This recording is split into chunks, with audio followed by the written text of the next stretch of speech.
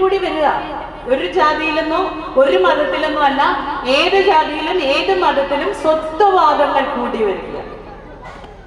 മൗലികമായ സ്വത്വവാദം.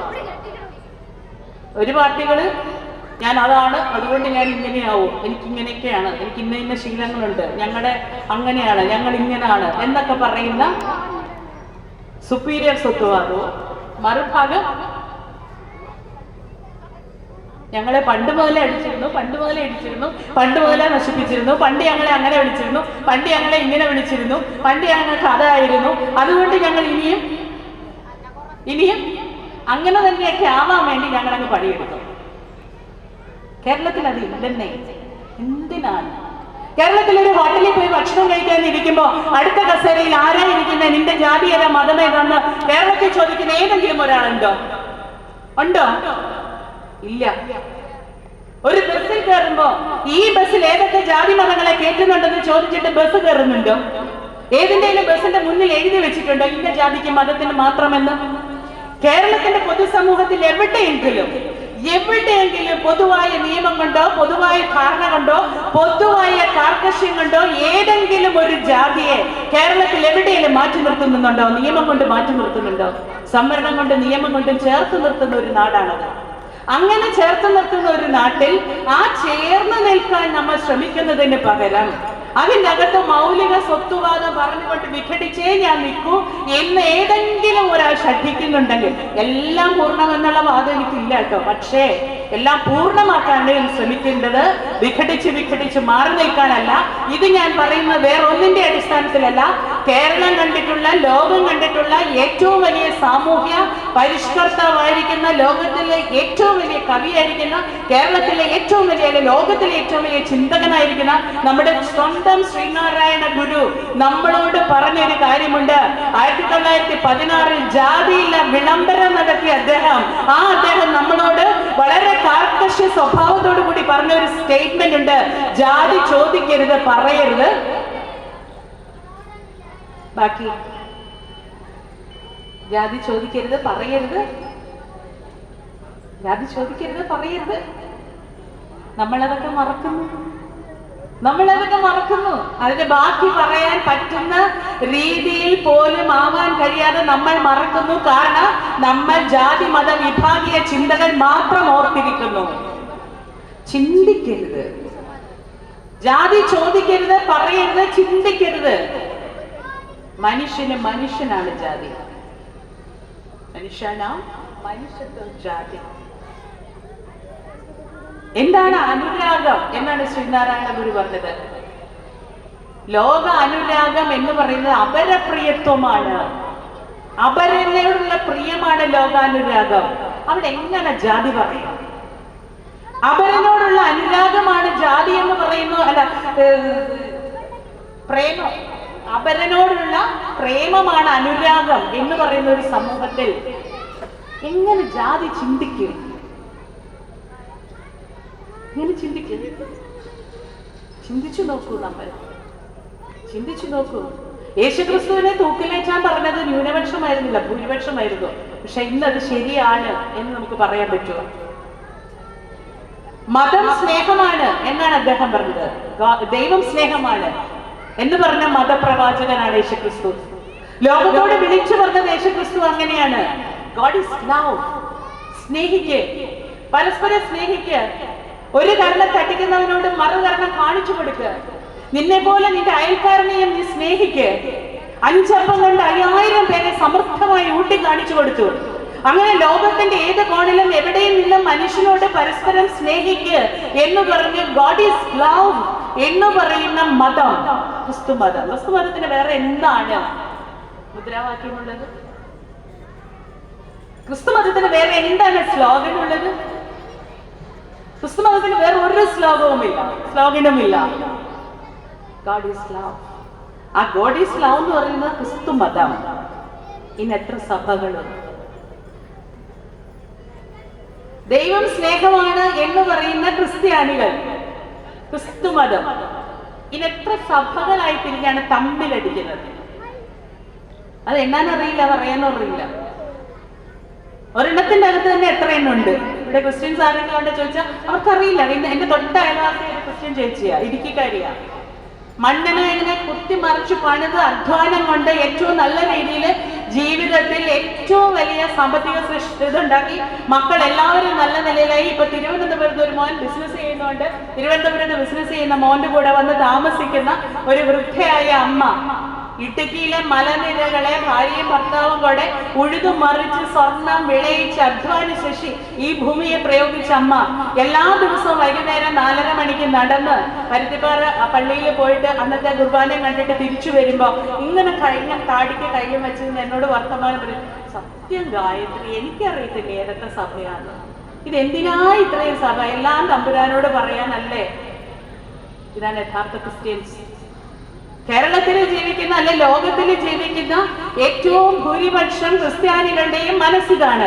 പക്ഷെ ഈ മനസ്സുള്ള ക്രിസ്ത്യൻസിന്റെ മേലെ സഭകൾക്കുള്ളിൽ സഭകളായി പിരിഞ്ഞ് എത്ര സഭകളായിട്ടാണ് തമ്മിൽ തല്ലുന്നത്. കേരളത്തിൽ മാത്രമായിട്ട് എത്ര പള്ളികളുണ്ട്? പോലീസ് പ്രൊട്ടക്ഷനിലും കോടതി വിധിയിലും ഹോളിമാസുകൾ നടത്തുന്ന പള്ളികൾ എത്രയുണ്ട്? ഇന്നത്തെ മതേതര കേരളം. ജാതി ചോദിക്കരുത്, പറയരുത്, ചിന്തിക്കരുത് എന്നൊക്കെയുള്ള ആഹ്വാനത്തിന്റെ മേലെ പഞ്ചമി എന്ന് പറയുന്ന ദളിത് പെൺകുട്ടിയെ കയ്യിൽ പിടിച്ചുകൊണ്ട് സ്കൂളിൽ പഠിപ്പിക്കാൻ കൊണ്ടുപോയ സമയത്ത് അയിത്തമുള്ളത് കൊണ്ട് അവളെ പഠിപ്പിക്കാൻ പറ്റില്ല, അവളെ സ്കൂളിൽ ഇരുത്താൻ പറ്റില്ല എന്ന് പറഞ്ഞുകൊണ്ട് പുറത്താക്കിയ, ബെഞ്ച് കത്തിച്ച, സ്കൂള് കത്തിച്ച സവർണ മേധാവിത്വത്തിന്റെ നേരെ നോക്കിയിട്ട് ഞങ്ങളുടെ കുട്ടികളെ പഠിപ്പിക്കുന്നില്ലെങ്കിൽ ഞങ്ങൾ പാടത്ത് വിത്തെറിയില്ല എന്ന് പറഞ്ഞ ആദ്യത്തെ കർഷക സമരത്തിന്റെ ആഹ്വാനമായി മാറുന്ന അയ്യൻകാളിയുടെ നാട്. പാടത്ത് വിത്തെറിഞ്ഞു, പെൺകുട്ടികൾ സ്കൂളിൽ പഠിച്ചു, അടിസ്ഥാന വർഗത്തിലുള്ള കുട്ടികൾ സ്കൂളിൽ പഠിച്ചു. ഇന്ന് കേരളത്തിന്റെ ഉന്നത വിദ്യാഭ്യാസ രംഗങ്ങളിൽ 80% സീറ്റിൽ പെൺകുട്ടികൾ അമർന്നിരുന്ന് നടുവ് നിവർത്തിയിരുന്ന് പഠിച്ചുകൊണ്ട് ഏറ്റവും ലോകത്തിന്റെ ഓരോ മുക്കിലും മൂലയിലും ഏറ്റവും ഉന്നതമായ സ്ഥലങ്ങളിലേക്ക് തങ്ങളുടെ തൊഴിലന്വേഷിച്ചു പോകുന്ന കേരളം മതേതര കേരളമാണ്. പക്ഷെ ആ മതേതര കേരളത്തിൽ പുതിയ മത പ്രയോഗങ്ങൾ എങ്ങനെ? അതിൽ ആരും മോശമല്ല കേട്ടോ, ആരും മോശമല്ല. പിന്നെ നമ്മുടെ ബക്രീദിന്റെ ചിന്തയിലാണ് ഈദ്. എന്താ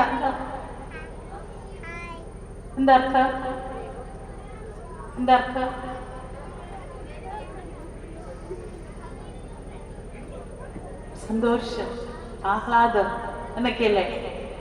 ബക്രീദിൽ സന്തോഷം എങ്ങനെയാ വരിക? മനസ്സറിഞ്ഞ് ഏറ്റവും വിലപ്പെട്ടതിനെ ദാനം ചെയ്യും, ബലി ചെയ്യും. മുസ്ലിമിന്റെ ഏറ്റവും വലിയ ഉപാസന എന്താ? സക്കാത്താണ്. മുസ്ലിമിന്റെ ഏറ്റവും വലിയ ഉപാസന സക്കാത്താണ്. അതിനപ്പുറത്തേക്ക് ഒരു ഉപാസന മുസ്ലിംസിലില്ല. മുസ്ലിമിന്റെ മോട്ടോ എന്താ? ഗോഡ് ഈസ് ലവ് എന്ന് പറഞ്ഞാല് മുസ്ലിം മതം എന്താ? ഫ്രട്ടേണിറ്റി, സാഹോദര്യമാണ്, അല്ലേ? എല്ലാവരും സഹോദരന്മാരാണ് എന്ന് പറയുന്ന കാഴ്ചപ്പാട്. ഇതിനകത്താണ് ജമാഅത്തെ ഇസ്ലാമി പോലുള്ള സംഘടനകൾ മൗലിക മതവാദം പറഞ്ഞ് അള്ളാഹുവിന് കൊടുക്കാനുള്ളത് ഈ ലോകം മുസ്ലിങ്ങളെ മാത്രമുള്ള ഒരു ലോകമായി മാറുന്നതാണ് അള്ളാഹുവിന്റെ മുമ്പിലുള്ള ഏറ്റവും വലിയ ഉപാസന എന്ന് പറയുകയും അതിനു വേണ്ടി ആയുധമെടുത്ത്, വെറും ആയുധമല്ല, ഏറ്റവും മൂർച്ചയുള്ള ആയുധമെടുത്ത് ഈ സാഹോദര്യത്തിൽ നിൽക്കുന്ന സഹോദരനെ കൊല്ലുകയും ചെയ്യുന്നിടത്തേക്ക് ഒരു മതവിശ്വാസം ഉണ്ടായിപ്പോയെങ്കിൽ അതാണ് ഇന്നത്തെ മതം. അത് യഥാർത്ഥ മുസ്ലിം അല്ല. യഥാർത്ഥ മുസ്ലിം സാഹോദര്യം പറയുന്നതാണ്. യഥാർത്ഥ മുസ്ലിം സഹോദര്യത്തോടെ എല്ലാവരെയും ചേർത്ത് നിർത്തുന്നതാണ്. തന്നിലുള്ളതൊന്നും ശേഖരിച്ചു വെക്കരുതെന്ന് സൂറത്ത് പറയുന്നതാണ്. നബിയുടെ സൂറത്തിൽ എന്താ പറയുന്നത്? ബാക്കിയുള്ളത് ശേഖരിച്ചു വെക്കരുത്. വായിക്കണം, ഖുർആൻ വായിക്കണം. ഖുർആന്റെ മലയാള പരിഭാഷ കിട്ടും. കുറച്ചൊക്കെ ഞാൻ വായിച്ചിട്ടുണ്ട്, കുറച്ചൊക്കെ. അത് മുഴുവനൊന്നും വായിക്കാനോ മുഴുവനൊന്നും അർത്ഥവ്യാപ്തിയിലേക്ക് എത്താനോ അർത്ഥം മനസ്സിലാക്കാനോ ഒന്നുമുള്ള പ്രാണിയും ബുദ്ധിയും എടുക്കില്ല. പക്ഷെ കുറച്ചൊക്കെ വായിക്കുമ്പോൾ പ്രധാനമായും ആദ്യകാലങ്ങളിൽ സൂറത്ത് പറയുന്നു, ശേഖരിച്ച് വെക്കരുത്. അതാണ് നമ്മൾ സക്കാത്ത് കൊടുക്കുന്നത്. എൻ്റെ ആവശ്യത്തിന് എൻ്റെ വിശപ്പ് മാറി, എൻ്റെ ജീവിതം ഞാൻ ഉദ്ദേശിക്കുന്ന രീതിയിൽ ഇന്ന ജീവിതത്തിന്റെ ലെവലൊക്കെ മാറിയിട്ടോ, അത് നല്ലതാണ്. നമ്മുടെ ലൈഫ് സ്റ്റാൻഡേർഡ് മാറുന്നതിനനുസരിച്ച് ജീവിതത്തിൽ നമുക്ക് എല്ലാവർക്കും കേരളത്തിൽ ഹാപ്പിനെസ് ഇൻഡെക്സ് അഡ്രസ് ചെയ്യുന്ന കേരളമാണ്, നല്ലതാണ്. അപ്പൊ ജീവിതത്തിൽ എന്തെല്ലാം വേണം എന്നുള്ളതിന്റെ മാനദണ്ഡങ്ങൾ നമുക്ക് മാറും. പക്ഷെ ഈ മാനദണ്ഡത്തിനകത്ത് ഇതെല്ലാത്തിനൊപ്പം അടുത്തിരിക്കുന്നവന്, സഹോദരന്, കൂടെ ജീവിക്കുന്നവന് അവനും ഇതേപോലെ ജീവിക്കാൻ പറ്റുന്ന രീതിയിൽ സഹായം കൊടുക്കുക, സക്കാത്ത് നൽകുക. ഇതാണ് മുസ്ലിം, ഇതാണ് മുസൽമാൻ. ആ മുസൽമാന്റെ അകത്താണ് ആ മുസൽമാനെ നബിയെ പറഞ്ഞുകൊണ്ട്, ആ മുസൽമാന്റെ തമ്പുരാനെ പറഞ്ഞുകൊണ്ടാണ് ആ തമ്പുരാന്റെ ലോകത്ത് മറ്റൊരു ജാതിയോ മതമോ വിശ്വാസങ്ങളോ ഉണ്ടാവാൻ പാടില്ലെന്ന് പറഞ്ഞ് ഏറ്റവും മൂർച്ചയുള്ള ആയുധം കൊണ്ട് നിഷ്കരണം വെട്ടി നുറുക്കി സ്വന്തം സഹോദരനെ ഇല്ലായ്മ ചെയ്യുന്നതാണ് ദൈവ ഉപാസന എന്ന് പറഞ്ഞാൽ അത് നടക്കാത്ത ഒരു നാടാണ് കേരളം. നടക്കില്ല, അത് നടക്കില്ല എന്ന് വീണ്ടും സ്വയം പറഞ്ഞു ഉറപ്പിച്ച്, അതല്ല ഞാൻ എന്ന് പറയുന്ന മുസൽമാൻ, അതല്ല ഞാൻ എന്ന് പറയുന്ന സഹോദരൻ എന്ന് ഉറപ്പിച്ച് ഓർമ്മിക്കേണ്ട ദിവസമാണ് ഏറ്റവും വലിയ ബലി നൽകിയ ബക്രീദിന്റെ ദിവസം, സഹോദരത്തെ ഊട്ടി ഉറപ്പിക്കേണ്ട ദിവസം. ശ്രീനാരായണ ഗുരു പറഞ്ഞത് വൃത്തിയാണ് ആരുടെ ഭക്തി, വൃത്തി ആരുടെ ഭക്തി എന്നാ ശ്രീനാരായണ ഗുരു പറഞ്ഞത്?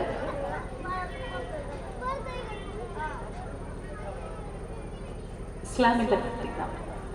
മുസൽമാന്റെ ഭക്തി വൃത്തിയാണ് എന്നാണ് ശ്രീനാരായണ ഗുരു പറഞ്ഞത്. മുസൽമാന്റെ വൃത്തി ആണ് ഭക്തി. എത്ര അവരുടെ ജീവിതചര്യ എത്ര വൃത്തിയുള്ളതാണ്. 5 നേരം നിസ്കരിക്കുമ്പോൾ 5 നേരം ശരീരം വൃത്തിയാക്കിയാണ് നിസ്കരിക്കുക.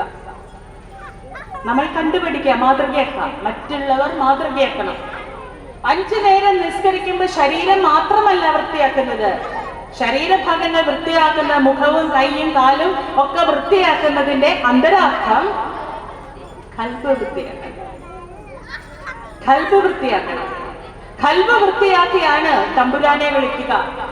ഖൽബ് വൃത്തിയാക്കുന്നിടത്ത് ഞാൻ ഇന്നലെ ഒരുത്തിനെ വെട്ടിക്കൊന്നു എന്ന് പറഞ്ഞിട്ട് വെള്ളിയാഴ്ച ഉച്ചയ്ക്ക് നിസ്കരിക്കാൻ ചെന്നാൽ, ഇന്നലെയും ഇന്നും 5 നേരം എനിക്ക് നിസ്കരിക്കാൻ പറ്റുന്നില്ല, പക്ഷെ ഇതെല്ലാം കൂടി ചേർത്ത് ഒരിക്കലും മുടക്കാതെ, ഒരിക്കലും വിരുദ്ധനാവാതെ, ഒരിക്കലും ഒരു മുടക്കവും വരാതെ എല്ലാ വെള്ളിയാഴ്ചയും പള്ളിയിൽ പോയി ഞാൻ നിസ്കരിച്ചിട്ടുണ്ട് തമ്പുരാനെ എന്ന് പറഞ്ഞാൽ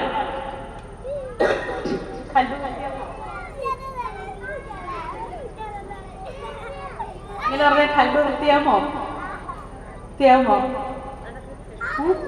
ഇല്ല. അപ്പോ ഓരോ മതങ്ങളും അതാത് കാലഘട്ടത്തിൽ ഉണ്ടായത് മനുഷ്യ നന്മയ്ക്ക് വേണ്ടിയിട്ടാണ്.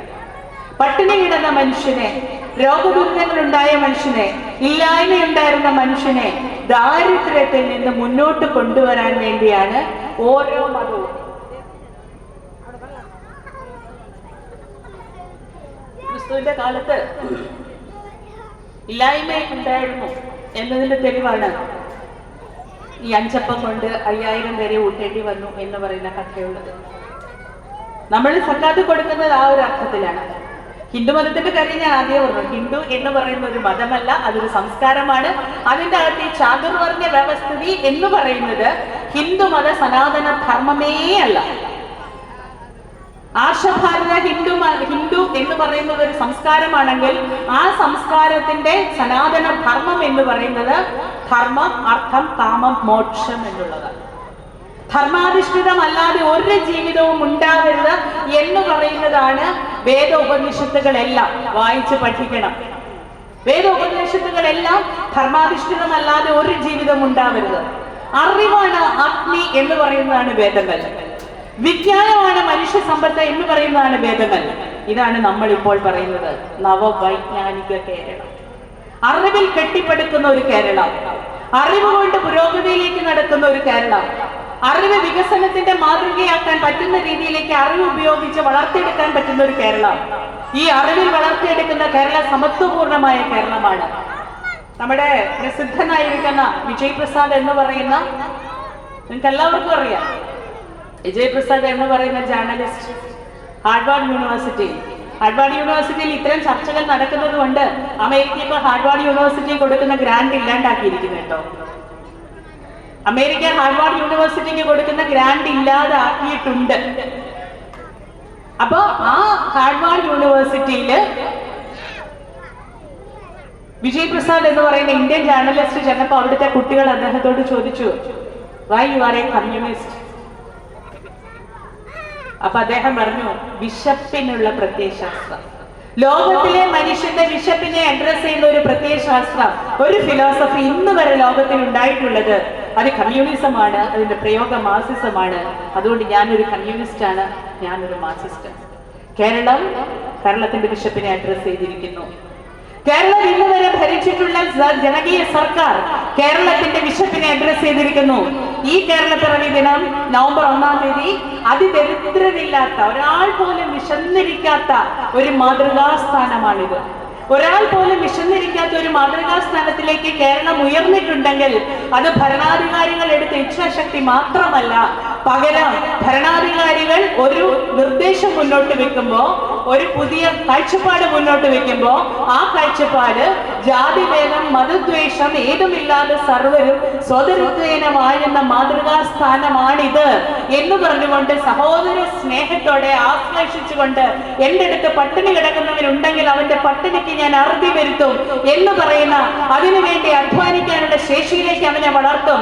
ഇന്ത്യയുടെ ഭരണഘടനയുടെ ആർട്ടിക്കിൾ 21 അനുസരിച്ച് അന്തസ്സായി ജോലി ചെയ്യാനുള്ള അവന്റെ മാർഗങ്ങൾ കണ്ടുപിടിച്ചു കൊടുക്കാൻ അവനെ പ്രാപ്തനാക്കും എന്ന് പറയുന്ന തദ്ദേശ സ്വയംഭരണ സ്ഥാപന നേതൃത്വം ഉൾപ്പെടെ ഇത് ഏറ്റെടുക്കുന്ന നമ്മൾ മനുഷ്യരാശി ഉൾപ്പെടെ ചേർത്ത് നിർത്താൻ കാണിക്കുന്ന സ്നേഹം വായ്പ ഉൾപ്പെടെ അവിടെ മനുഷ്യത്വമാണ് മനുഷ്യന്റെ ജാതി എന്ന് പറയുന്ന കേരളം എന്നും ആശ്ലേഷിച്ച് പുലർന്നിട്ടുള്ള നല്ല നല്ല മൂല്യങ്ങൾ ഉൾപ്പെടെ ചേർത്ത് വെക്കുന്നിടത്ത് കേരളത്തിൽ ജാതിയില്ല, കേരളത്തിൽ ജാതി ആചാര അനുഷ്ഠാനങ്ങളില്ല, കേരളത്തിൽ ചാതുർവർണ്ണ വ്യവസ്ഥയില്ല, കേരളത്തിൽ ഒരു വർണ്ണത്തിന്റെയും പേരിൽ ഒരു മനുഷ്യനെയും മാറ്റി നിർത്തുകയല്ല, പകരം കേരളത്തിൽ പണിയെടുക്കാൻ ശേഷിയുള്ള ആരോഗ്യമുള്ള കേരള സമൂഹത്തെ വളർത്തിയെടുക്കുകയും അങ്ങനെ ആരോഗ്യമുള്ള കേരള സമൂഹത്തിന് പണിയെടുക്കാനുള്ള അവസരം ഇന്ത്യൻ ഭരണഘടനയുടെ അവകാശം അനുസരിച്ച് കേൾപ്പിച്ച് കയ്യിൽ കൊടുക്കുകയും അതനുസരിച്ച് പണിയെടുക്കുന്ന ഓരോ തൊഴിലാളിയുടെയും അധ്വാനത്തിന്റെ മൂല്യം ഇട്ടുകൊണ്ട് നാളെ ഏറ്റവും സമത്വപൂർണമായ വസന്തത്തിൽ അവൻ മനുഷ്യനായി ജീവിക്കുന്ന ആ ലോകത്തിലേക്ക് ഓരോ ഓർമ്മകളായി, ഓരോ തിരുത്തുകളായി, ഏറ്റവും വലിയ തുരുത്തായി ഓരോ ഓണക്കാലവും കേരളത്തിന്റെ ഓർമ്മത്താളുകളിൽ കോറി വെക്കും എന്നുള്ളതാണ് ഓണത്തിന്റെ പ്രത്യേകത. അല്ലാതെ ഏതോ ഒരു സന്യാസി ശ്രേഷ്ഠം പറഞ്ഞ പോലെ ഇന്ത്യയിൽ മറ്റെല്ലായിടവും ആര്യ സംസ്കാര പവിത്രതയിൽ നിൽക്കുമ്പോൾ ദ്രാവിഡ സംസ്കാരം എടുത്തു നിൽക്കുന്ന കേരളം വിലക്ഷണമല്ല. തൊഴിലാളിയുടെ അധ്വാനത്തിന്റെ മൂല്യം കൊടുക്കുന്ന, ദ്രാവിഡ സംസ്കാരത്തിന്റെ അധ്വാനത്തിന്റെ മൂല്യം കൊടുക്കുന്ന കേരളം ഈ ലോകത്തിലെ ഏറ്റവും ലക്ഷണയുക്തമായ, ലക്ഷണമൊത്ത ഒരു ഭൂമികയാണെന്ന് ഓർമ്മിപ്പിക്കുന്നതാണ് ഞങ്ങളുടെ ഓണം കൂട്ടായ്മ എന്ന് ഉറക്കെ പ്രഖ്യാപിച്ചുകൊണ്ട് എല്ലാവരെയും അഭിവാദ്യം ചെയ്തുകൊണ്ട് നിർത്തുന്നു. നന്ദി, നമസ്കാരം.